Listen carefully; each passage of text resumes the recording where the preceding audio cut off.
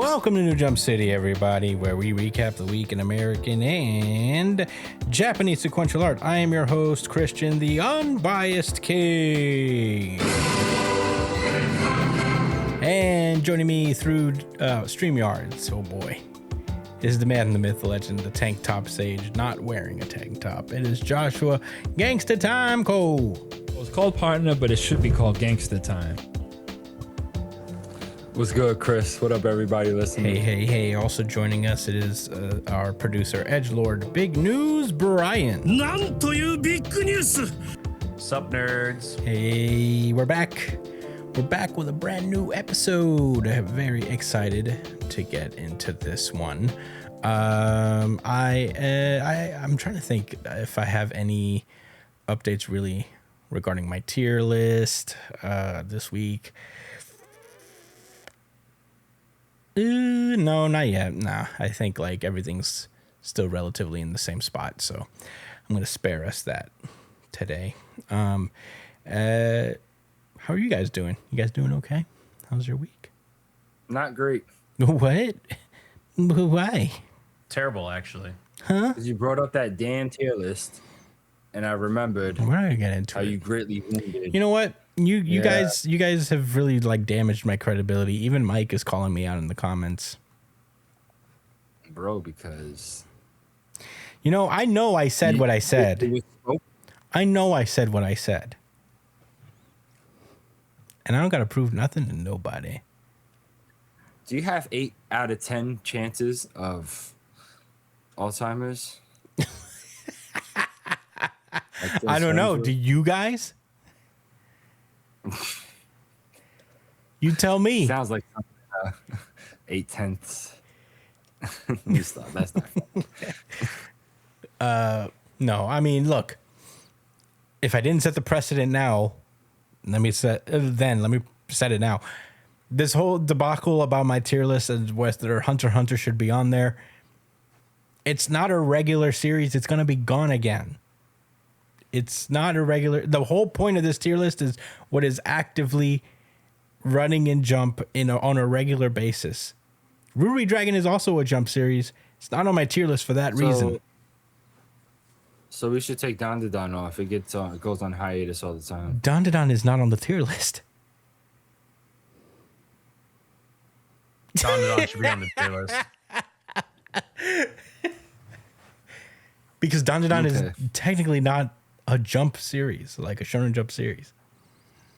I feel like anything that we cover should be on there. No.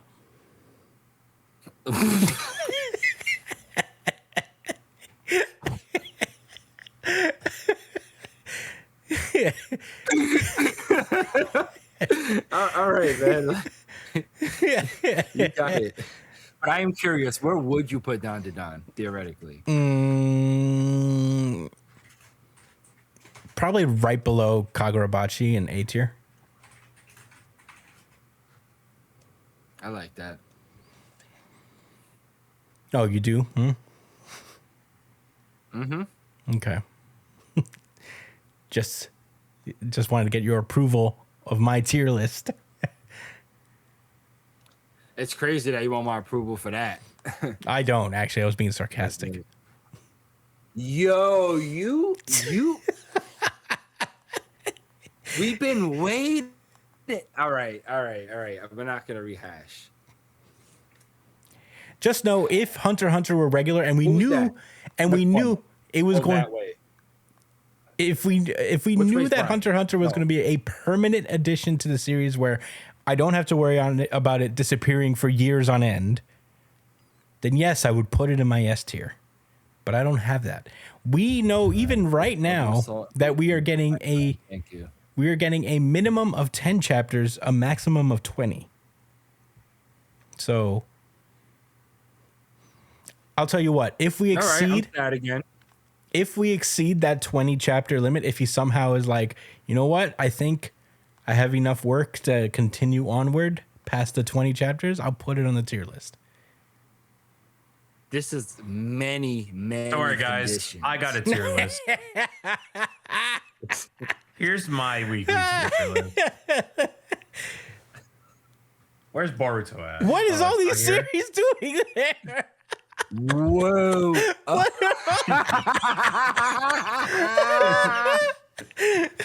Are these all Is that series? Yu-Gi-Oh? Hold on. Are these all series that are not in Jump? Dr. Stone.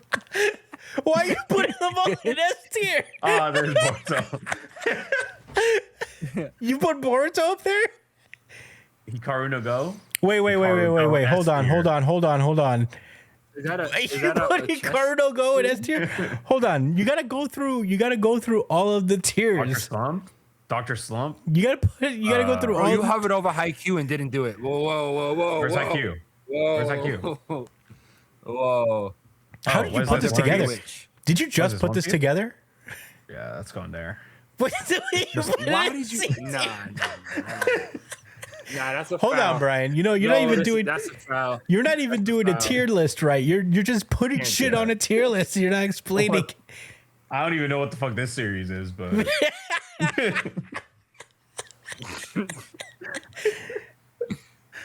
Yo. I like how HunterXHunter and World Trip is at the start. Yeah. they're- What does that say?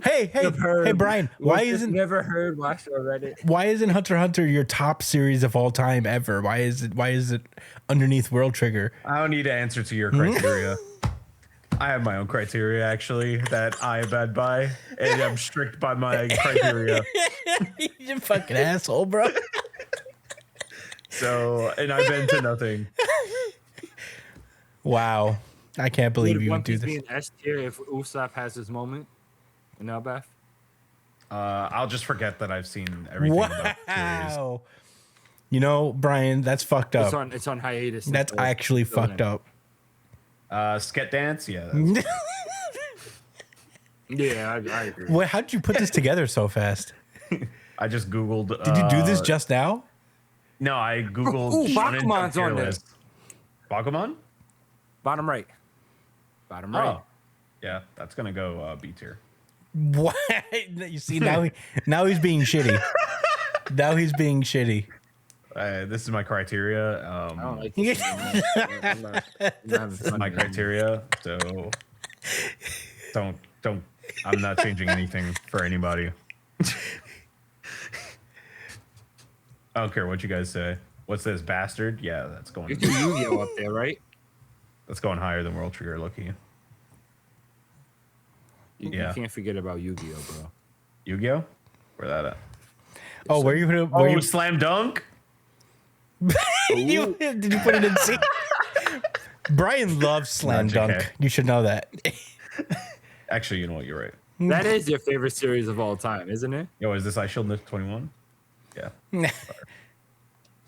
Where does That is Bobo Aisha go? Tomoe? Yes, it is. What about Bobo? Bobo? Never seen it. Josh and I Black have Cat? good memories of Bobo. That's S tier. Madaka box? Yeah, that's S tier, bro. Josh loves Madaka I Box. actually know about Madaka. Josh loves Madaka Box. Brian, Josh had me read. I wait a read second. like Yo, Nisakoi's here? Hold on a sec. Hold on a sec. What y'all know about me? What y'all know about Nisekoi? Are you making a whole new Actually, just tier for coming on. Nisekoi? Where is it? Okay. That row. Nisekoi S. oops. No, Nisekoi, but the Ah, there S you has go. to be parentheses capital. Chat Christian tier. Yo, you guys are Where'd it really. go? Yo, me not having Hunter x Hunter on S tier is really Where'd hurting it y'all's go? feelings, huh?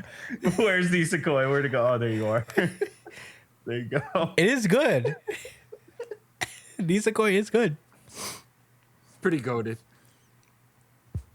You see, a Josh harem. can't even say anything. That's Christian's harem tier. It is the Specific best. for harem. It is the best harem series, probably. If you were to, Yeah. if you're gonna pick one, I mean, I haven't read one better. Good ending is another Yeah, you're good at that. good harem series too. I don't think that's a harem series actually.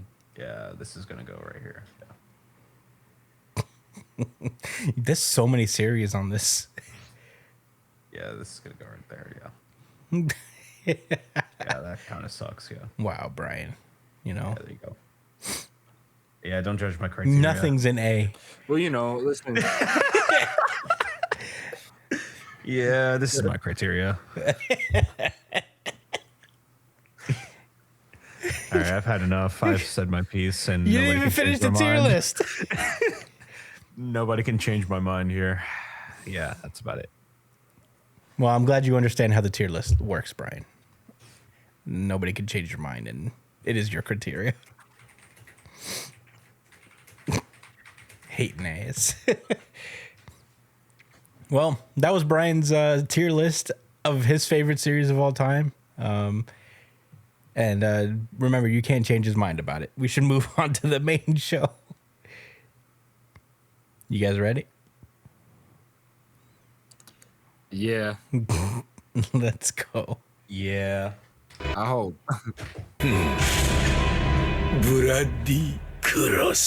Sakamoto Days. This is Sakamoto Days, chapter 268, Prisoner of the Past. Last we left off, Sakamoto has been trying to convince Nagumo to spare the lives of X and Gaku, because he knows that Nagumo is the truth, and he'll actually kill. He's like, it's not even a question of can he kill them. He's like, please don't kill them. Through his pleas, X managed to cut Sakamoto and wound him seemingly mortally, prompting Nagumo to get serious. And that's where we start off with this chapter. Gaku immediately knows what time it is, as he just like looks over to X and he picks him up and he's like, yo, don't die on me yet. You started this game, K. He's like, I'm not going to beat this guy without you. And X goes like, sorry, Gaku, I wish I could bring out Takamura for you. And Gaku's like, whatever, it's fine. I got a score to settle with this guy anyway. And he throws his hammer at Nagumo. Nagumo blocks it like nothing. And Harry's that shit. yeah, X is like, fuck, I'm not going to last long with this. So I got to do my ultimate chain attack. Nagumo just sits there and tanks it, it looks like, as Gaku comes and attacks him. But Gaku sits him down like a little boy with a gigantic kick to the face, as he sprints towards X to continue the assault. And this is where Gaku employs some strategy here. He shapeshifts into X, so that Gaku is like, oh, position-wise, the one on the right is the real one, but knowing Nagumo, which is it? And Nagumo, I guess X speaks up and he's like, don't let him fool you. That one's the fake. That's when Nagumo distracts Gaku one more time and then transforms into Gaku. And he's like, that sneaky little fucking trickster. And then they start boxing for a while until eventually Gaku manages to disguise all three of them as Gaku. Nagumo manages to disguise all three of them as Nagumo. And then he immediately stabs Gaku. This nigga's using Genjutsu. Yo, for real, he's literally. How is this happening? This is what the Sharingan should have been, bro. What? He just came in and turned all of them into him. And then because he knows he's the real him, he immediately stabs Gaku Nagumo and brings him down to the ground. Easy work, easy money. And then, he walks over to X and he's like, any last words? He's like, Nagumo, I pity you. All your eyes, every time you look at me, you've never seen me once. All you see is Rion's ghost. You're a prisoner of the past, just like me. And he's like, that's the difference between you and Sokka. And then he gets cut in the neck. Protect your neck style. And he says, I regret asking. And that's where the chapter ends. Oh my God. Josh, what did you think about Sakamoto Days chapter 268?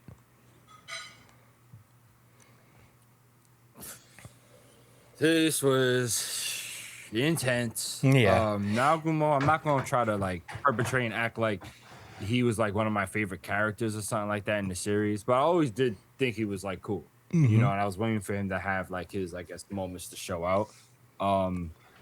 This was greasy. X could say what he wants about him being a prisoner of his past, but the fact of the matter is Nagumo does.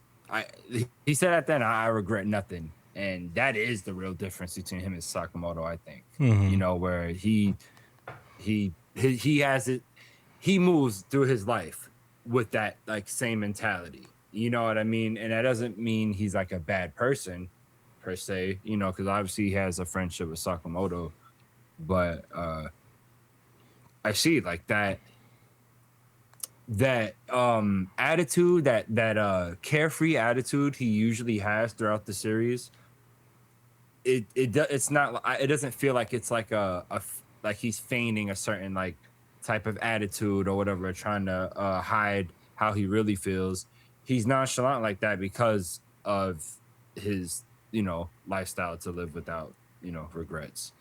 So I just thought about it more when I like went to read this chapter like a second time when I was on the train coming back, and I thought that was I don't know.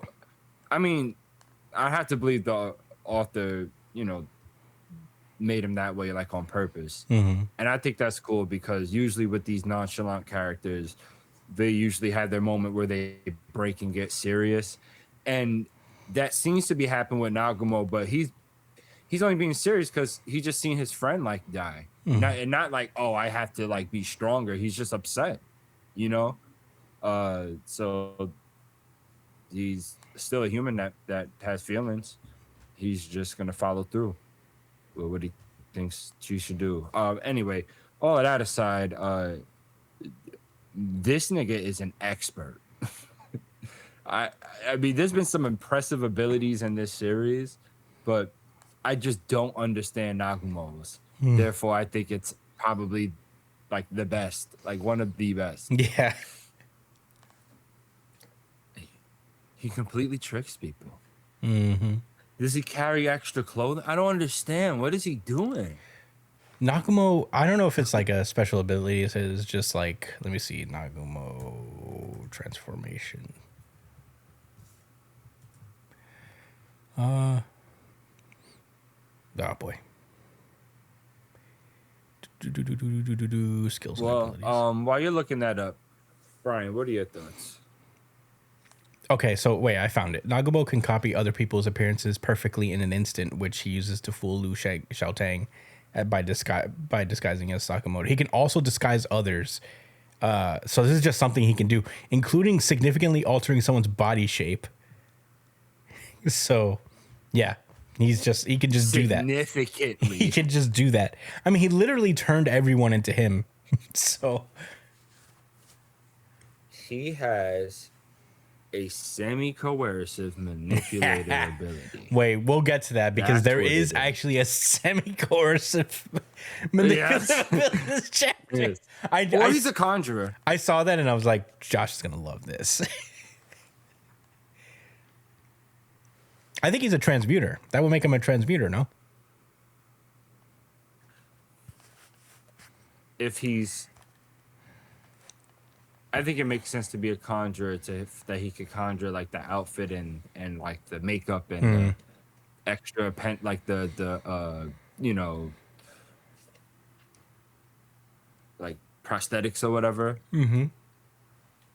But it could also whatever. I think it could also be true. You could say his aura changes into whatever the opponent has on like their outer appearance, whatever. There's a lot of ways to go about it. Hey, if anybody in the comments knows what Nagumo would technically be, what Nen ability, what Nen type would he have? Is he a conjurer or a transmuter? Leave your comments below. Call to action. But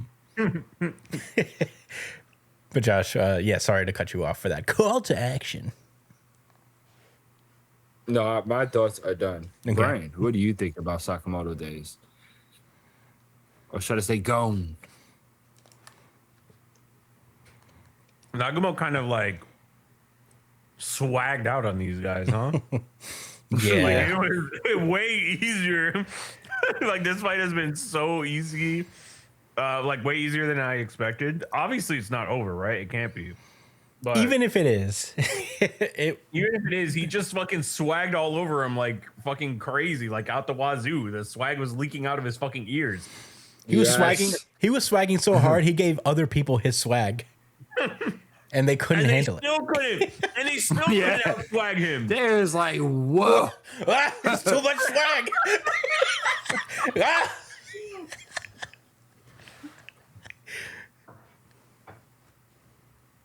So I don't know. I don't know what the fuck is gonna happen next, but this is a cool chapter. It's a Yeah. shame that Nagumo immediately went to try to kill them after that last chapter. But even though he will fail, obviously, it's still a little sad. So that's it. I don't have much else to say. Yeah. I think Gaku is done. I don't know if X is, but regardless of whether. Yeah, Gaku's finito. Gaku went, I got a bone to pick with this guy, and then immediately got murked. Like, he did nothing. Yeah. He picked your bones, bro. He literally like beat the shit out of you. I think this is like the most efficient ass whooping of the week I've seen.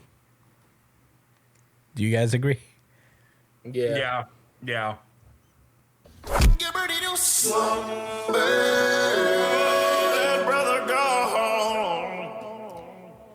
Yeah, I mean, not much to say about this chapter outside of god damn he beat the shit out of them. GG. Yeah, it was really, really fucking bad. We call that easy money, GG. It was really cool as well. I wouldn't say Nagumo was always one of my favorites, but like towards the end, like this last arc, he's really showed out and really like jumped in the rankings for me. I don't imagine this is over. I'm sure like X will come back up and they'll fight again. It is cool to see like the how the three of them deal with like the grief of Rion. You know, like Sakamoto has just like gotten to a point where he's in an acceptance phase with Rion's death, and both Nagumo and X are still kind of trapped in it in different ways. Nagumo hasn't acted on his grief until now. Just the weight of losing another person, which, you know, in a world where he probably has very few people he actually cares about. You know, so it was cool to see like that levee break on Nagumo. But yeah, I'm excited to see how the story, hopefully he doesn't die. I hope this doesn't just like lead up to him dying, because that would be theoretically like narratively the more tragic story that they could go with, is that Nagumo just like let his kind of grief kill him. Yeah. So, you know, hopefully Nagumo can be spared to run the third Sakamoto store. But yeah, those are all my thoughts. Do we have any rebuttal? Oh, Josh would. Yeah, well, we already did Josh. Yeah, are we good? No rebuttals or anything? Yes. Good to go. All right. Yes. Then let's move onward. I hope he turns his sword into some guns. Ichi the Witch. And with that, I'm going to pass this one over to Josh. Joshua go. Joshua go. Joshua go. Joshua go. What the fuck? Yeah. Yeah. Hell yeah, dude. Yeah. Is that a real? Did you get that from your kitchen? The knife? Is that your kitchen? Yes. I love the commitment, bro.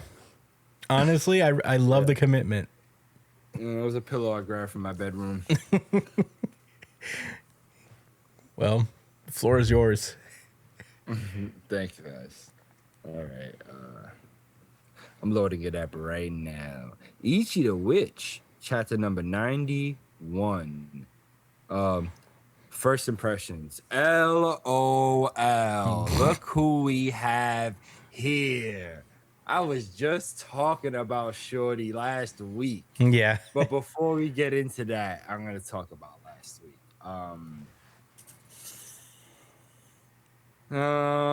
Descartes had a complete aura session where the chapter was pretty much surrounded around her and her magics, and the fact that she has a deep ocean abyss that also serves as a prison for the bad magics that she's captured that she will never use. and in that prison was the reverse magic. The guy that talked a lot of shit, that loves the world and hated magic. Sure, you guys remember. Yeah. But he seemed fine down there. Anyway, back to this week. We have Amado, the gun witch. The shorty who was brainwashed and I claimed was weird for that happening to her.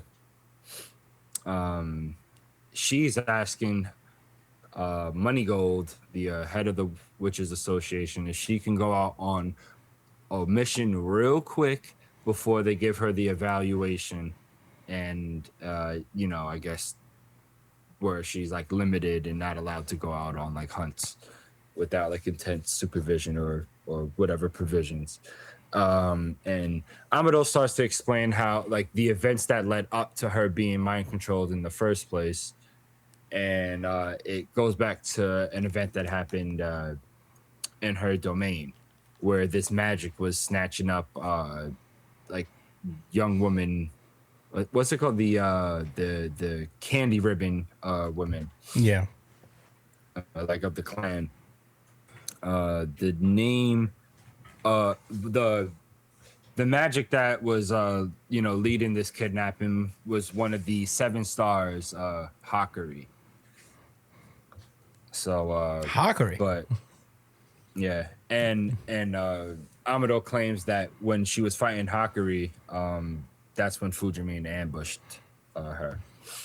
So she goes on to explain how she ended up assembling a bunch of witches with her to go to the hideout of Hakari, where we've seen their. Oh no, but we're not there yet. So Amado engages in combat with Hakari. She shoots a blast at him, a muscat diamond, Papa and Cap. he claps that shit. Yeah. She says, "Papa Cap, if you please." LOL. But Hakari uses this move called Epsilon and just claps the fucking beam and turns it into shapes. Amado could not believe what just happened. Then he grabs her up and is like, "Oh, witches deserve death, all of them, all witches." He hates witches. Reminds me of the dude that's with Ichi, actually. I forget his name already. Uroro. The King Magic. Uroro. Yeah. Uroro. Yeah. I feel like that's how he talks. So, anyway, right when Hakari thinks like he's got her, she summons her fucking big ass chain gun and claims like, "Yo, this is not just a gun. Like, it's also my wand. It was handed down to me from my family magic.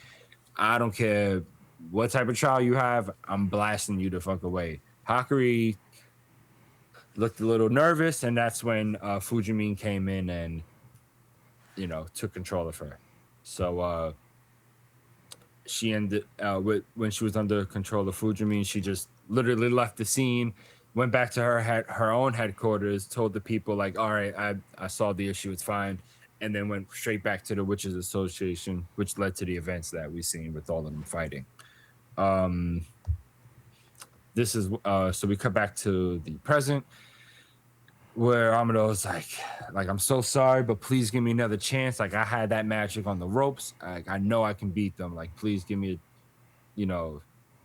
like a lot of my people are still its prisoners. So please, like, let me go, like kill that magic or whatever."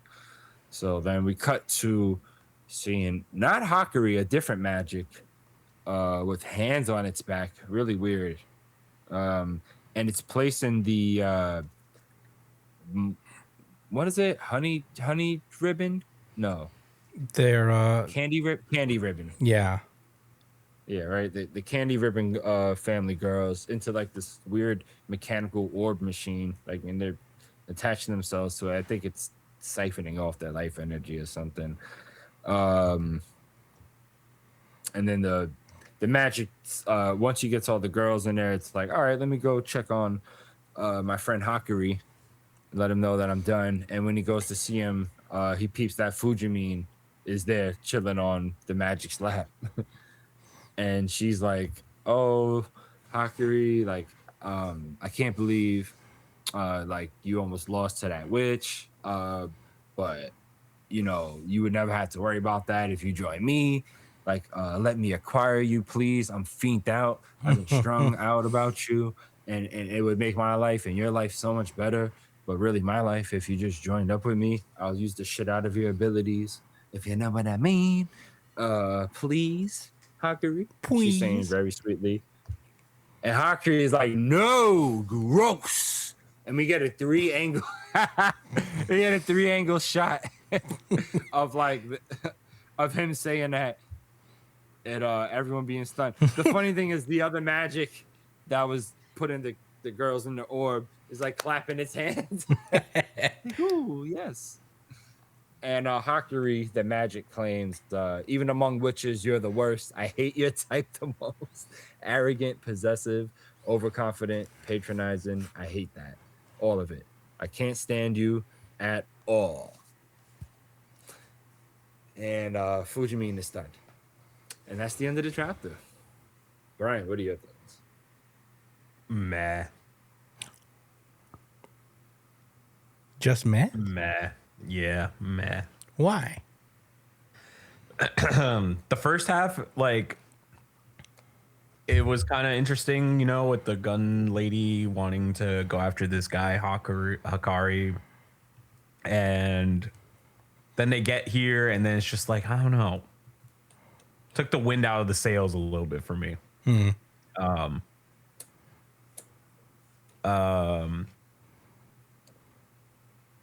Yeah, I don't know how else to kind of describe it. It's just, I don't know. I didn't really like it too much, this chapter. Do you hate Fujimine? I don't really like her archetype of character.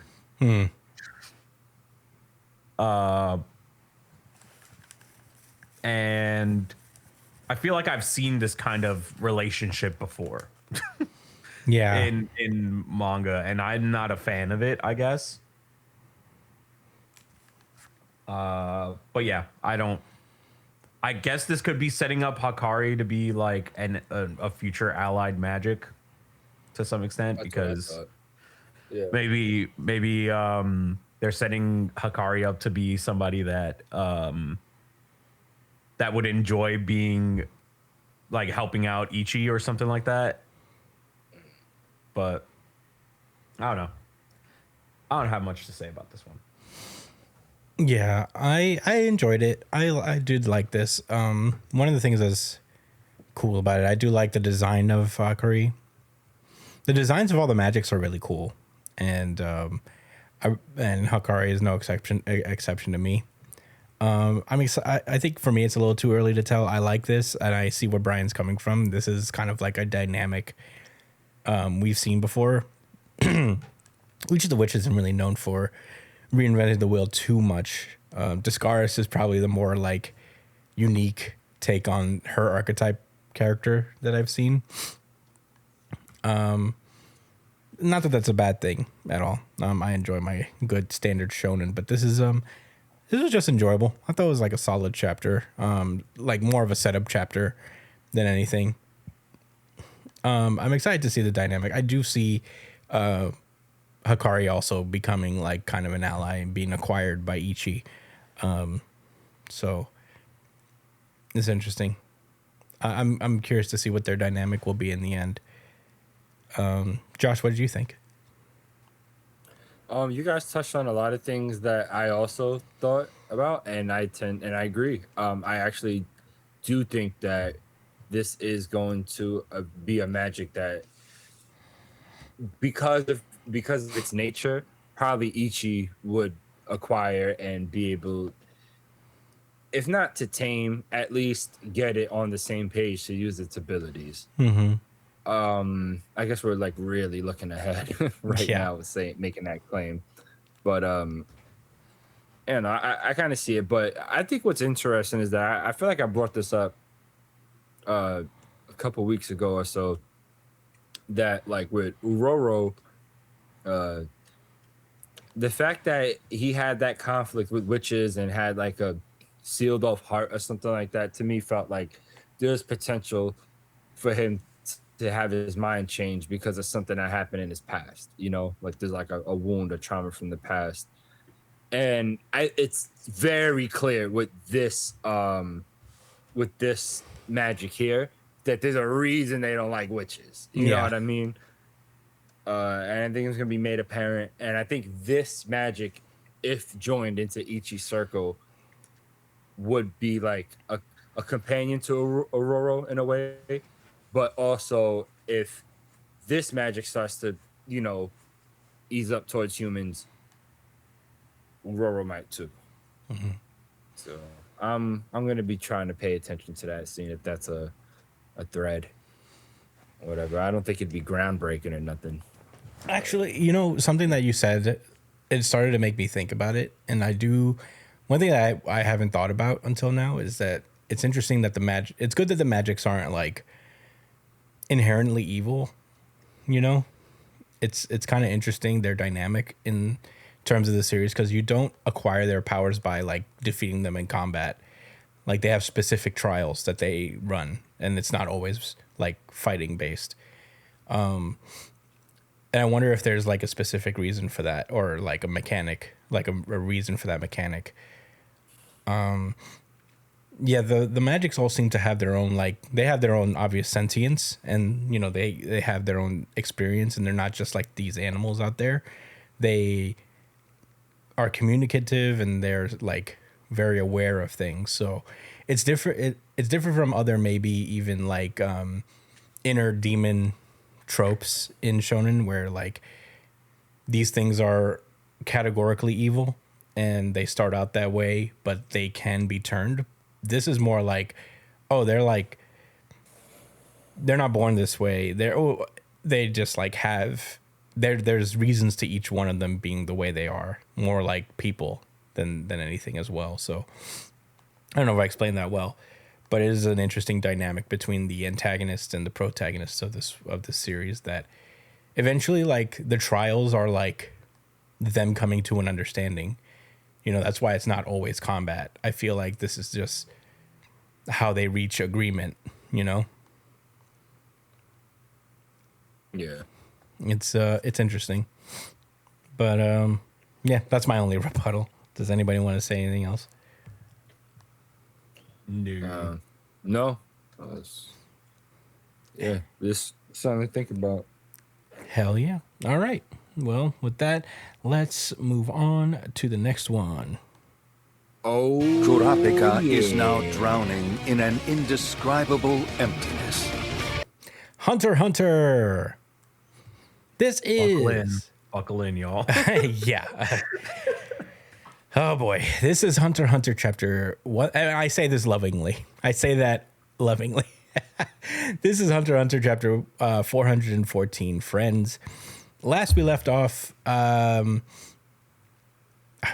so much happened. I don't even remember exactly what happened last. That's crazy. Oh, okay. So last we left off, we discovered that Benjamin was poisoned by none other than Furikov, who has been revealed to be Isaac, Beyond Netro's son, one of the many children that are on board the Black Whale, specifically for the purpose of cursing one of the princes with an end curse, and being like a second layer of cursed people that can activate and probably kill a prince at any given time. And we find out that Furikov is one of them, and we find out his Nen ability, which yeah, I don't remember exactly. Damn. See, that's how hard it is to keep up with Hunter. Okay, so his ability is Full Metal Alchemist Combo Master, and it allows him to by being with the target for a certain amount of time in total, it deciphers the details of a target's ability and then creates a weapon that could destroy or supplement the ability. So that's cooking for Benjamin right now as we speak. And at the same time, Benjamin has activated, we get the scene where Benjamin has officially activated martial law and has fully implemented a strategy to go and to swoop the princes away under securing them, you know, and maintaining their safety. But Benjamin orders everybody to kill the bodyguards of the princes that are not tied to the Hunter Association. And Yikes. yeah, this is not good. So we start off with one of Benjamin's guys doing just that. Yo, can I just say something real quick? Yeah, go for Bro, it. there are fucking psychopaths in this series. Like, I thought it was like the secession arc, like, all right, damn, like there is a lot of terrible people in this arc, but really, like throughout the series, people get murdered, bro. Yeah. Like, Illumi is terrible. He murdered hundreds of people using them. Like, once he starts manipulating them, they're dead, right? Like, Well, I actually don't like that remember with if that's the needles. case. Brian, do you know by any chance? Sorry, what was it that we're asking? When Illumi is manipulating people, are they like dead at that point? I like pretending to be them, or No, he has a manipulator ability, right? Needles. Yeah. With needles. yeah, I don't know. I don't think they have to be dead for him to do it. They Like just you're are. talking about him. What is Illumi's ability? Like, are they alive after? Well, you know what? I don't want to get us. Are we talking about sidetracked. Shalnark's ability? Because he has the needles that No, transmit no, the soul. No, Illumi Two also needles, has but needles. Oh, okay. He is, yeah. I forget what his ability actually does. Yeah. Well, I guess if you want to look that up, I'll continue. Yeah, he can use his needles to manipulate corpses. So it's specifically corpses and not living. So he killed hundreds of people in that arc to catch Killua. Yeah. No, but he can mind control people with the needles as well. Oh, okay. Well, he still killed a bunch of people, probably. I think he killed a bunch of people. All right, whatever. Point blank. Look at this guy. He's martial law. Yeah. What Josh is talking about is that in He couldn't wait. in Lazarus's room in the bodyguard's quarters, one of Prince Benjamin's men immediately starts shanking people in their sleep. He kills one guy, he stabs another guy, and yes, as Josh says, he is singing to himself, martial law, martial law. And he's saying to himself, just 5 more minutes, I can't wait for the order. I'll kill everyone who resists. I'm a fighter, not a thinker, baby. And we do see like one of the guys seem to have survived and is looking to attack him. We then cut over to the hallway where one of Lazarus's bodyguards notices that Prince Benjamin's bodyguards are parked in front of Hulkenberg's room. And they're like, something's going on. We should probably tell Lazarus what's going on. He goes in and he explains the situation. Lazarus immediately knows what time it is. He's like, oh shit, it's martial law. Yeah. Flush the drugs. Yeah, he's like, yeah, literally, he's like, flush the drugs. He basically explains that, yeah, he's using Hulkenberg's death as a terrorist attack, and he's using that as an excuse to like lock us all up. So, if they come in here, don't resist, just let things happen. They're not. He turns over to one of the hunters that are his bodyguards, and he's like, hey, Stall Benjamin's guy. They won't mess with the Hunter Association guy. First of all, Lazarus is showing like high IQ in this moment. He's been very dormant for a lot of this arc. And now that it's go time, he's like, I'm not fucking around anymore. Yeah. Yeah. And it's at that point, that's when Lazarus is like, flush the coke. Put it on the fucking toilet. And the hunter that Lazarus demanded go to check on to stall Benjamin's guy pulls up to the guard's quarters and finds a dead body with Benjamin's guard standing over him. They both immediately activate their aura, and he's like, hey, why'd you kill him? And Benjamin's soldier is like, hey, man, he attacked me first. It was self-defense. He's like, put your weapon down and explain what's going on. Depending on the circumstances, judicial review may be necessary. So yeah, he puts down his weapon, and they already know what time it is. I think it's implied that one of them makes a move here. But we don't see how this all turns out.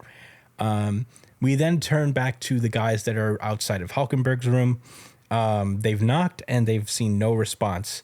So they're like, it's already treason as far as royal military is concerned, because Hulkenberg, of course, cannot technically refuse the military entry.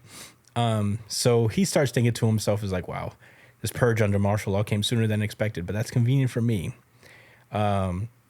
He basically explains that, like, while his ability is active, he's pretty defenseless with his N, because his ability requires that his N be active. And he's explaining that, like, Kurapika guy is encouraging more of my rivals to become Nen users, and it's impossible to keep using Stringer Ball on the Queens surreptitiously, because, you know, he is extremely vulnerable now, and people not only are vulnerable to, like, Nen attacks, but physical attacks as well. But that's why they paired him with Chiamasi, who we find out his Nen ability is Mute King, the invincible hero, Lord of the Flies, a manipulative, semi-coercive ability. Josh's favorite kind. So Pseudo coercive also. yeah, pseudo coercive or semi not full coercive. He likes pseudo or semi coercive. So basically, his ability is that he can turn you invincible for as long as he's touching you. So if he touches you for 5 seconds, you are effectively invincible for those 5 seconds. But the trade-off is, for once the time runs out, the Zetsu is forced upon you 100-fold for the same amount of time that you were invincible. And after the Zetsu period, you receive a third of the damage that you got while being invincible, as a rebound of your aura. Note, and this is important because we are in front of Hulkenberg's room, a symbiotic attack from a team of Nen users cannot be blocked by this ability. Could this be who Hulkenberg shot in his chair? I don't know, but we will see. This guy explains that he's confirmed with his end that there's only one person in the room, but depending on the total damage that's nullified after the invincibility ends, I'm gonna die.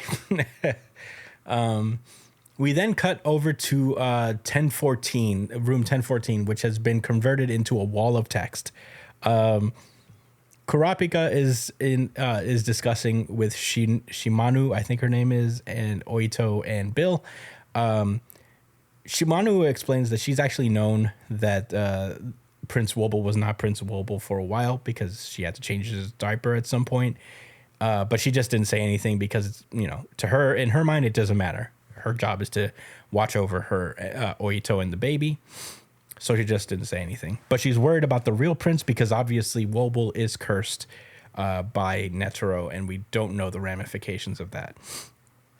So Oito asks Kurapika if, like, there's no resolution before we reach land, could the surviving princes all be saved? And Kurapika explains that, well, there's two problems. Obviously, the first is Beyond's curse. If the requirement officially is to officially participate in the succession battle, Wobble won't be affected because she's not here and is not participating. Furthermore, since the prince was born recently, if they didn't have enough time, the curse had to be activated once on the boat somehow. So, you know, it's possible that Wobble isn't cursed, but the baby that is on board is cursed. And Kurapika explains actually that this might have been the fluctuation of Nen that he felt way back that we thought was actually Wobble's Nen beast. It might have actually been the curse being activated on Wobble, on fake Wobble. So, you know, there's no confirmation of that, so he could be wrong, but that is the theory he's going with. Kurapika explains that it's possible that he can absorb Beyond's ability to find out, but it's very difficult. It's probably very difficult to fulfill the conditions, and he would probably die as a result. So Bill brings up a possible plan, and it's the Hunter Association giving Beyond a pardon. You know, and Kurapika immediately shuts it down. It's just like, well, no, there's no way, because, like, it's Netero's last order to, you know, explore the Dark Continent before Beyond does.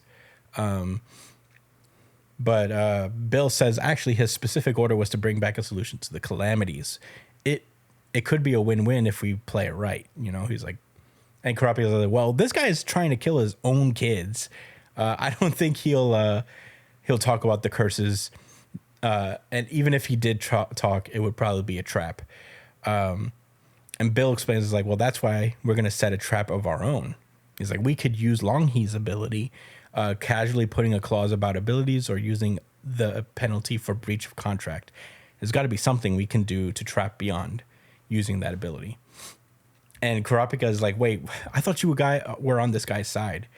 And he's like, well, I was, but I don't have like that strong a commitment to the guy, especially knowing that he is dooming his children to fucking kill themselves for his stupid little plans.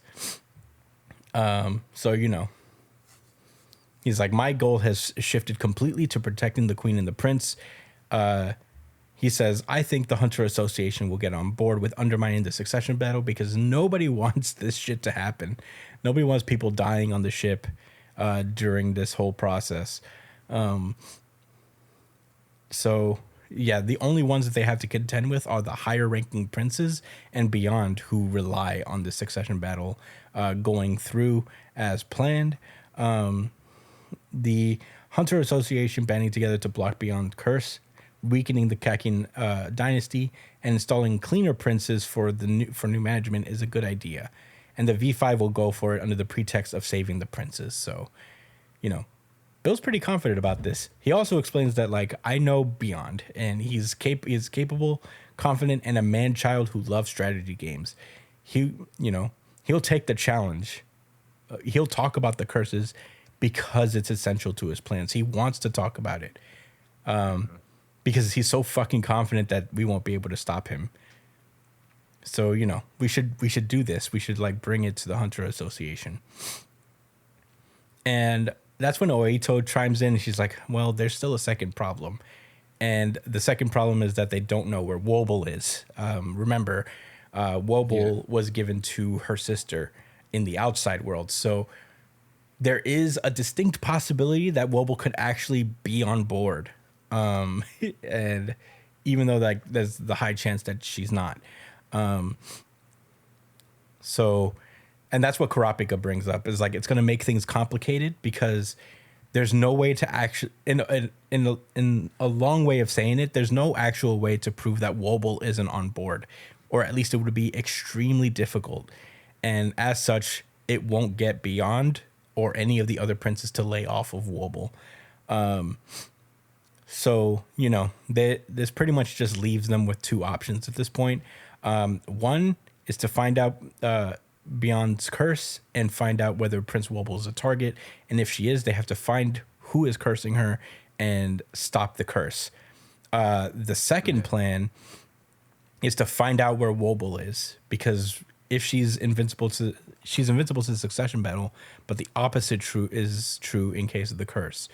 So, you know, if she's here, then we need to find her now and ask a good exorcist to fucking get rid of the curse. And Kurapika suggests the first point. Find out whether Wobble is under a curse, and then find whoever is her curse user, the person who cursed her. So, yeah. Just reviewing something real fast. Okay, so he explains that like he asked Kurapika asked Oito, is like, hey, look, I know that you don't know where she is, but don't you have a way to contact someone in case of an emergency? She says, like, our worst case scenario is that Prince Wobble is actually here and is the target of a curse. If we can find where she is, we can get help of the hunters back home. Could you tell me? And Oito explains that, like, before she found out of the curse, she thought the worst case scenario was that they'd find her after the new king was chosen and she'd be killed. Prince Kacho proved that leaving the battle is a felony, punishable by death. And as Kurapika says, my admission could be a strategy to survive the succession battle, so there's no punishment. But the moment her ineligibility is proven, we will be criminals. and that her hope was that Hulkenberg would survive and become king. But now, that's out the window. So, if the Hunter Association can protect us, then maybe that's the way to go. Kurapika assures her and says that, like, there's a lot of different hunters, with a lot of different standpoints. I wouldn't trust all of them, but I can tell you now, I promise, I have friends I can trust more than myself. I swear on my life. And it's at this point, and he promises her that they will protect the prince. And then we get little cameos from Gon and Killua. Killua. Yeah. That is when even Oito just like spiritually can tell that if Gon and Killua on their job, she doesn't even know they exist, but she just like, I feel it. I feel their aura. And she explains like a way to contact her people off of the boat that are taking care of Wobble. And that is where the chapter ends, with a time limit until the Succession War ends being 49 days. Wow. Josh, what did you think about Hunter x Hunter chapter 414? Very interesting. Yeah, sorry, I gotta give it the RGC off the principle. How about you, Brian? RGC as well. Yeah, Unified, really good chapter of the week. Unified RGC. Unified RGC. Unified RGC.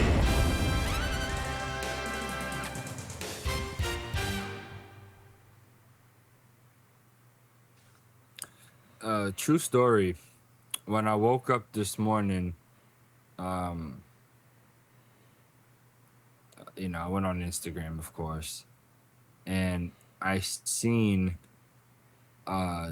somebody say, no, that's not what it was. I went on YouTube to look up a video to listen to while I was like making breakfast, and I seen someone say, oh, Gon and Kurapika is back. When I tell you, I went straight. This wasn't today. This was yesterday.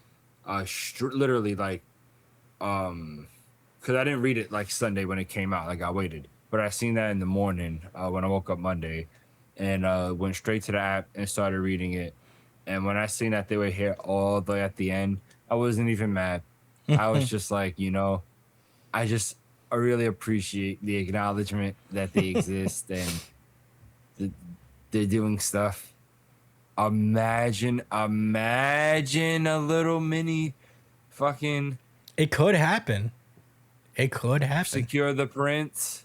Bro, imagine. Oh my God. I've actually have not read the manga with Gon in it. Like, yeah, as long as I've been caught up, it's been the Succession War, basically. Yeah.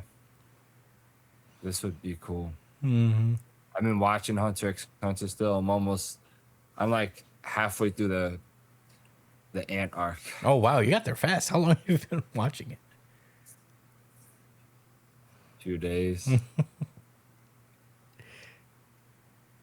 Like a week or so.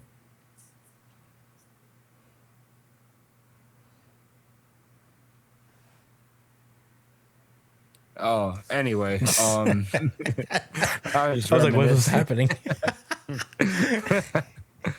I think that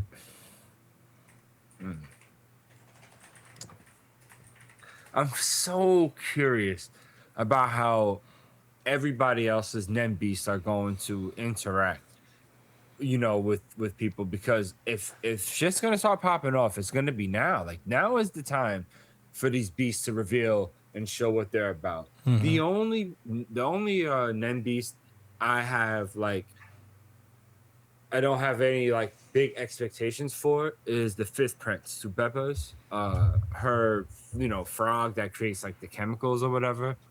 I don't know. Like, I don't see that spirit beast, harming others or doing anything special like that. Mm-hmm. But yeah, man. What's losers? What's his Nem Beast gonna do? They're gonna like. Why has his Nem Beast not affecting the murderous first Prince guard in the barracks right now? Yeah. I guess it has to He protect the just prince. bodied two of your mans. I think it has What to happened? directly affect the prince. Like, they had to be coming at him. For his ability. Yeah, it wouldn't have to be. I wonder what type it is. Well, we know that Luzerus's beast creates traps. It's a conjurer that creates traps based on a person's greatest desire. Yeah. I wonder what it does to them when they take the trap. Yeah, I don't know. It looks really scary. Yeah.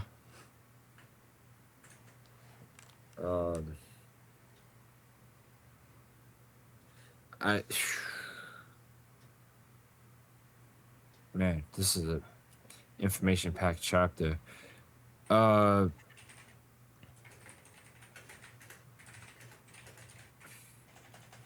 I don't think Wobble is on the ship, but they had every right to be concerned about the baby that they are with. I mean, because they're still gonna try to kill it just to like make sure. Like, hey, let's double check. You know what I mean?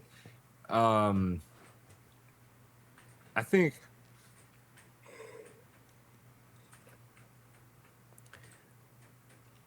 Yeah, I still think it's crazy that like what we thought was like Wobble's Nen Beast was actually like just somebody's like cursed energy Possibly. affecting somebody.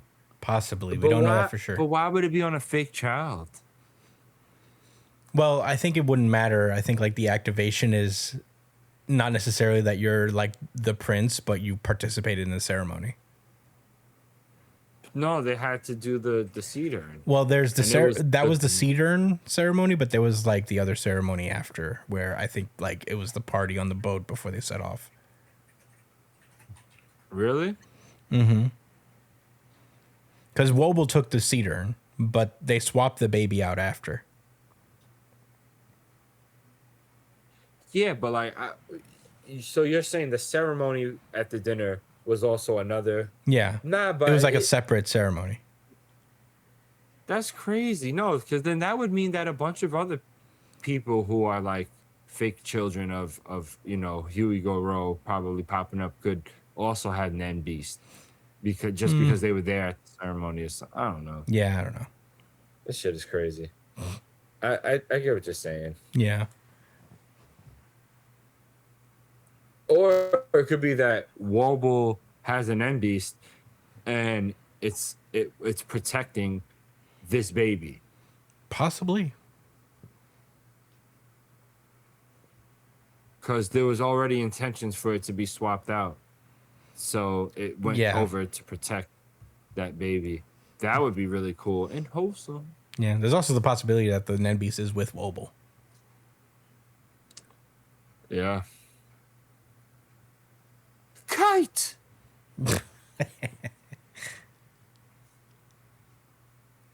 I don't really have that. I don't have any more thoughts right now. I just loved it. Just loved the chapter, and then was blown away seeing Gon and Killer were drawn in the chapter recently. Mm-hmm. It was awesome. Brian, what are your thoughts? This so much fucking happened in this chapter. I think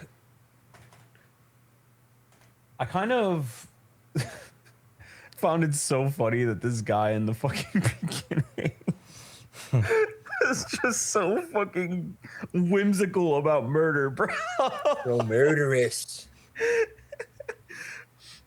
He's like, I'm a fighter, not a thinker, baby. Yeah. Illest of intense. The nastiest of intense. The funniest panel, the most Hunter panel I've ever seen in my life, is this dude stumbling across this man who clearly, obviously murdered this guy. And they're both just standing there with their men activated, just staring at each other. What did you do? Explain the situation. What happened? It was in self-defense. Plausible deniability. Meanwhile, When there's he a- was like, I don't mind putting my weapon down, but who's in charge? Who's that? What did he say? Why are you? Look, who's checking who? Who's checking who? Right? Like, it's like, nigga, you're in here with a dead body. What you mean? It's perfectly reasonable to suspect, like, what happened. Crazy.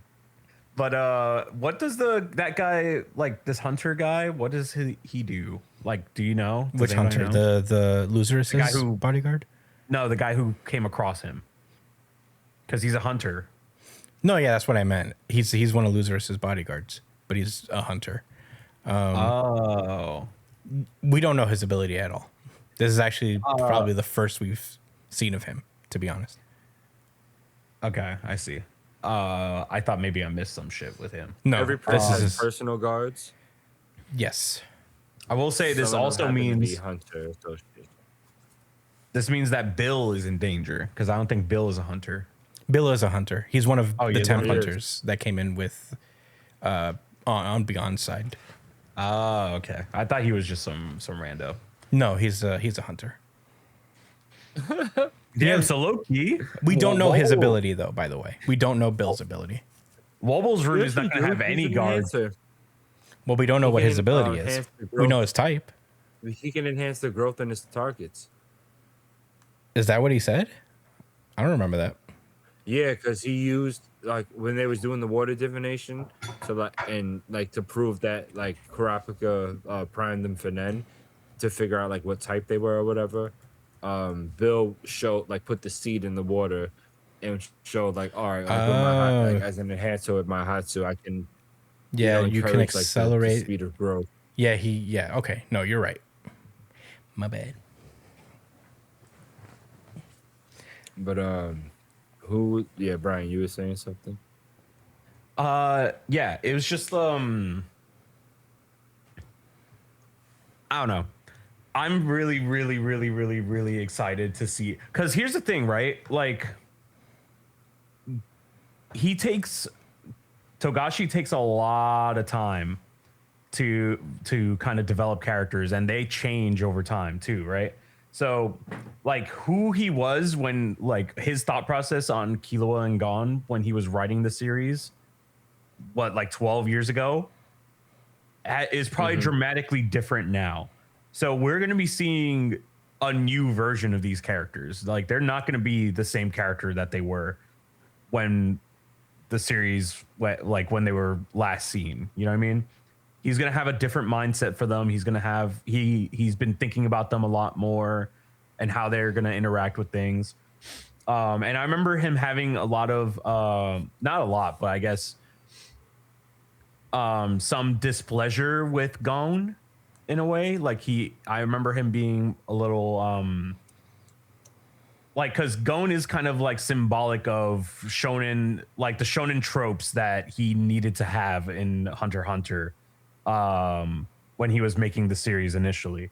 And now that he has this kind of freedom and flexibility to do whatever the fuck he wants, I feel like he can return to this character and do something interesting with them now that Gon is a completely, like, clean slate, essentially. Like, he's been resetted to be like the main, like, in the beginning of the series or something. Like, now he can make Gon be a character that he would like to write, in a way.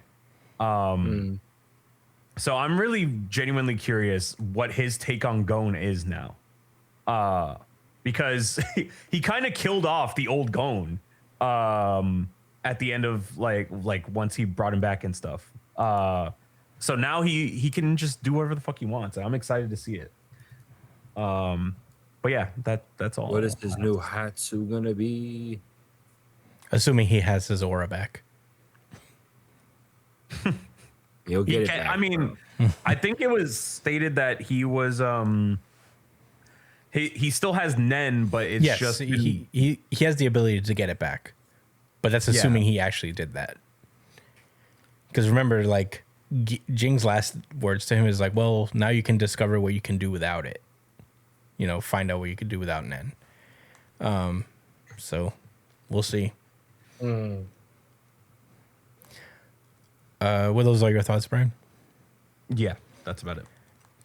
Man, yeah, this chapter was a lot. And, there's like a little bit of a light of hope here with, actually having a plan in place and figuring out what to do. So, it makes me happy, but you can never be too happy in the world of Hunter x Hunter. Things are going down pretty quickly. I'm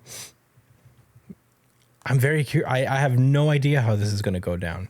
But I do want to say, man, Bill's character, starting off as just kind of like a rando guard and becoming like just an integral part of this story, it is really cool to see like him come into his own as a character. I hope he does not die this over the course of this arc. Jeez, they're warming me up to him too much, and now I'm just like attached. But he's a good guy, and it's cool to see. Yeah, the Gon and Killua thing, I'm so excited. It is just really cool to see. I don't know if we're going to shift over to them. We could, as a possibility. I mean, like in the middle of the Chimera and arc, there was like a whole section of just the Phantom Troop doing stuff. So it's entirely possible that we get like a little break from what's going on in the boat and checking in with Gon and Killua for like a little mini arc, which I would be all too excited to see.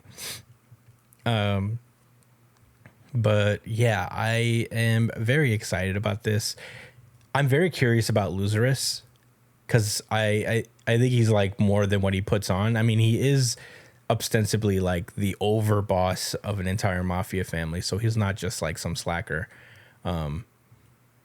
There's more to him than meets the eye.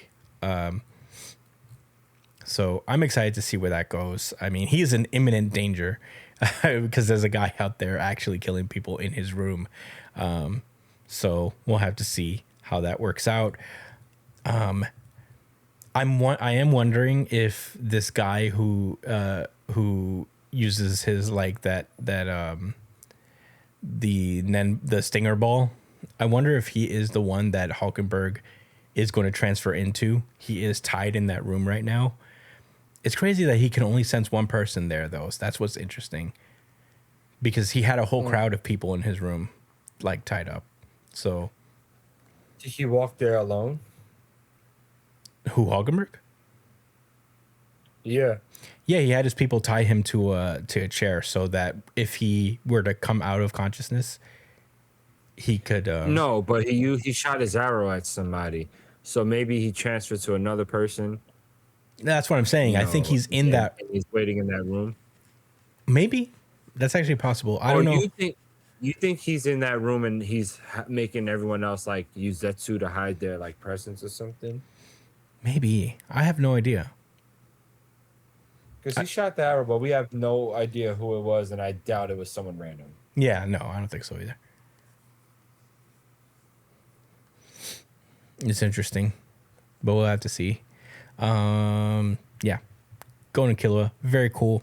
Kurapika probably meeting Beyond soon.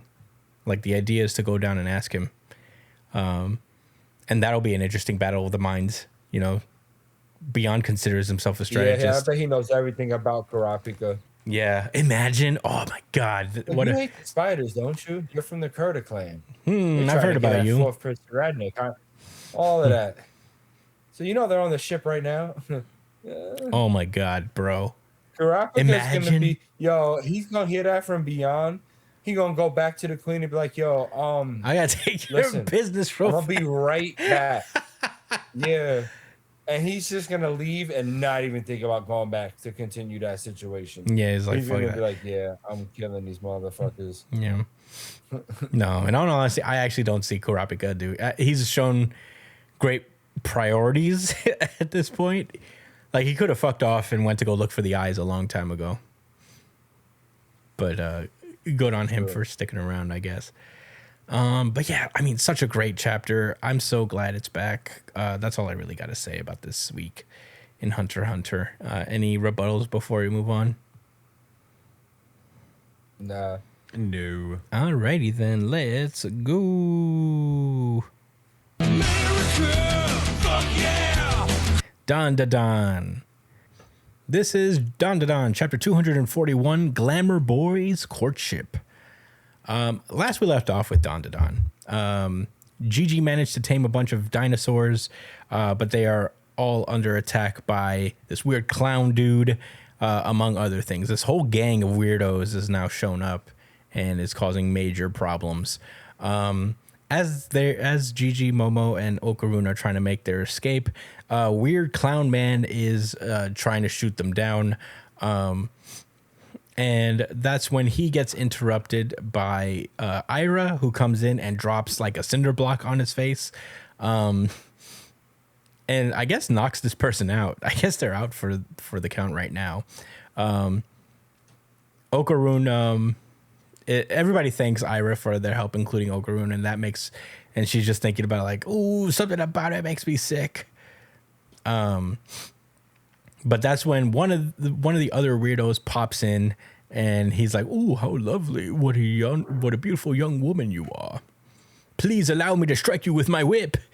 And Ira goes back into her. Yo, yeah, wow. Yeah, she goes back into her acrobatic silky form and is like, "Thank you, but I have no interest in being attracted to perverts." And he's like, "We call people like you down low pervert assholes." He's like, "You're wrong. I'm not like that in the least. It's the summoned fish that is." And he immediately goes for an attack. What? The summoned fish? I don't know. What? The spirit of Albert Fish, who he summoned. I don't know what that means. But yeah, he continuously attacks her with his whip in a lot of compromising poses. He's like, "You may be beautiful, but I'm beautiful too. I'm an attractive Very man." compromising. Yeah, isn't that what you actually felt? And they go back and forth with attacks. He's like, "I fancy you, and you find me attractive as well. And what that means is love."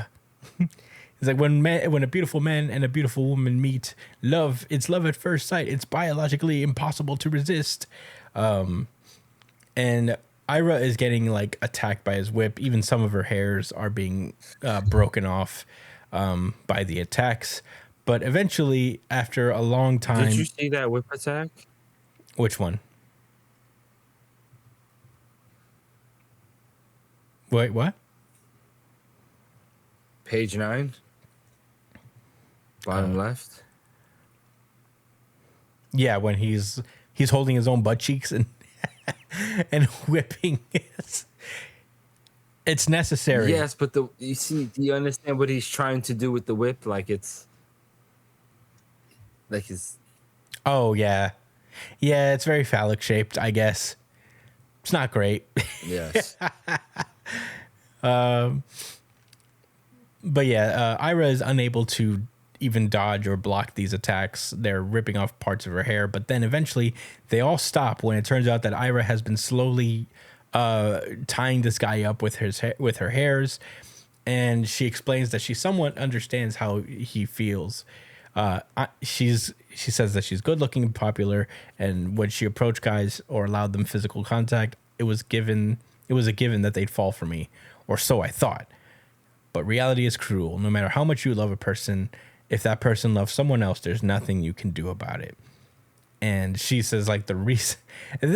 all the while, this guy is muttering to himself how in love he is with Ira. And he's like, but my reason for saying no thank you to you is not because I love someone else. And we get a 2-page spread of her infinitely kicking this guy. And says, like, the reason I keep calling you a download dimwit degenerate piece of shit is because you're a download degenerate dimwit piece of shit. Get it?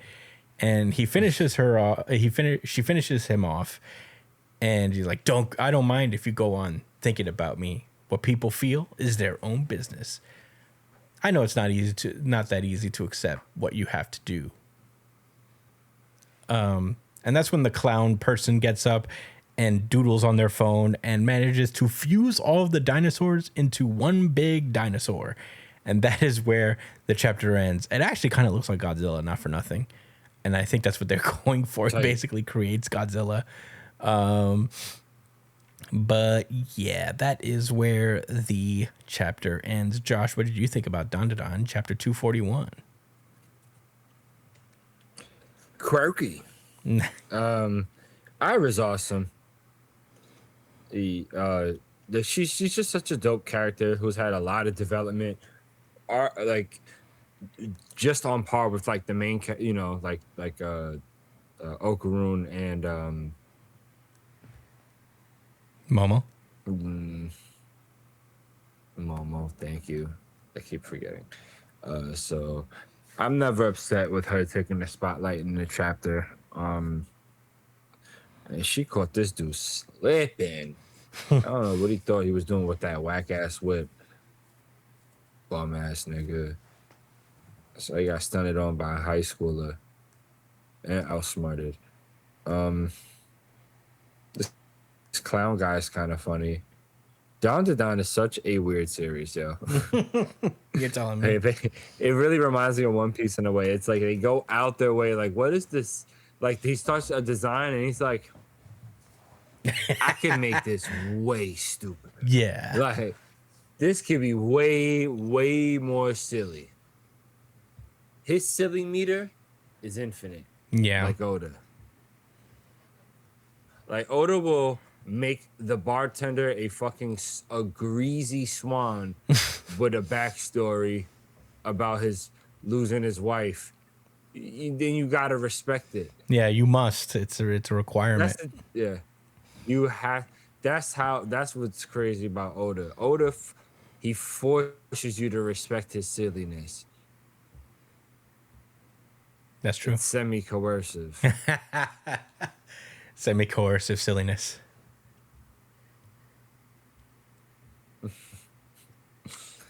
That's my favorite word of the summer. Favorite term of the summer. All right, those are my thoughts, man. It's a cool chapter, man. Brian, no, Chris, what are your thoughts? This was very close to being my RGC. I really enjoyed this chapter a lot, mostly because Ira is kind of an underrated character, mostly because she rarely gets a W on screen. But she really is just like She be taking mad damage. Yeah, but that's only because like she's a damage sponge. Yeah, she's like a tank almost, and it's crazy because like she's always the first one on the front line. She doesn't like cower at all. She's the first one to fight. She's the first one to defend people. Ira is like a true the gag is that she's like the leader of the group, but she really does embody that in reality. And you know, she doesn't get a whole lot of I feel like the shine is kind of dimmed by her not winning a whole lot of the battles. But she's just like such a stand-up character, and I really enjoy her. Even now in getting heartbroken and all that stuff, she's like strong enough of heart to just be like, well, that's just is what it is, you know? That's just how the cookie crumbles. Yeah, and, you know, cool I can't do anything about it. It's low-key like a lot of really cool social lessons you can learn from Dandadan. Because a lot of these kids are kind of like, it's a coming of age in a sense where they're learning lessons about life in these absurd and ridiculous situations where they're finding a clown in their underwear. And riding dinosaurs. Yeah, riding dinosaurs. But yeah, I really enjoyed this chapter a lot. It was my second favorite chapter of the week. This close to RGC. But Gon and Killua pushed it over the edge. But those are all my thoughts. Brian, what did you think about the chapter? Yeah, I feel like Ira is growing more and more to be a standout character. Because she is surprisingly very emotionally mature. And she brings like a little bit of a grounded aspect to the group. Whereas like I feel like, you know, everybody else can be like, she's very mature for her age, I'd say. Like if it were Momo in this position, I doubt that she would have the same perspective as Ira. And any other character for that matter. I feel like she's able to kind of grasp her feelings very well, and she can like kind of rationally work through them very well. And I feel like it's interesting for Dandadan to kind of capture that kind of maturity in a character and kind of make that something that is a defining character trait, is kind of emotional intelligence in that aspect. You know what I mean? Because I feel like there's a lot of manga that do have characters with emotional intelligence, like, you know, Luffy is an example, but they don't display them in a real in like a realistic kind of manner, if that makes sense. Even though this is Dandadan, like, and there's a bunch of fucking crazy batshit shit happening all the time. Like the moments that they're displaying the emotional intelligence are interpersonal and like within interpersonal relationships, you know, like within friend groups, like things that you can have in real life, you know, situations that will happen to you, that can happen to you in real life, you know? So I feel like young adults or young kids, they can read this and have a good way, a healthy way to have a better perspective on heartbreak, you know? And I don't know, this might be the first time that I read a chapter and I'm like, man, this is a great series for kids. Ironically, Dandadan out of all of them. Yeah, even though it started off absolutely fucking terrible for kids, it really, like, get past that, like, skip a few chapters and then hand your kid a fucking volume, because like these are like pretty good lessons to take from heartbreak, you know. So yeah, I'm impressed. I'm impressed by this series. But those are my thoughts. Hell yeah. Yeah, do we have any other things? Did I say my thoughts? Yeah, I did. Are we all wrapped up? Yeah. Hell yeah. Well, that has been Dandadan, and that has been our show. Thank you all so much for listening. As per usual, you could find me at the Chris Espinal on Twitter and Instagram, at New Jump City Josh on Twitter and Instagram. Oh yeah, at New Jump City Josh on Twitter, JD Cole _37 on Instagram. Brian is at b.esp on Instagram as well. You can follow the show on our handle at New Jump City, on whatever social media platform you're on.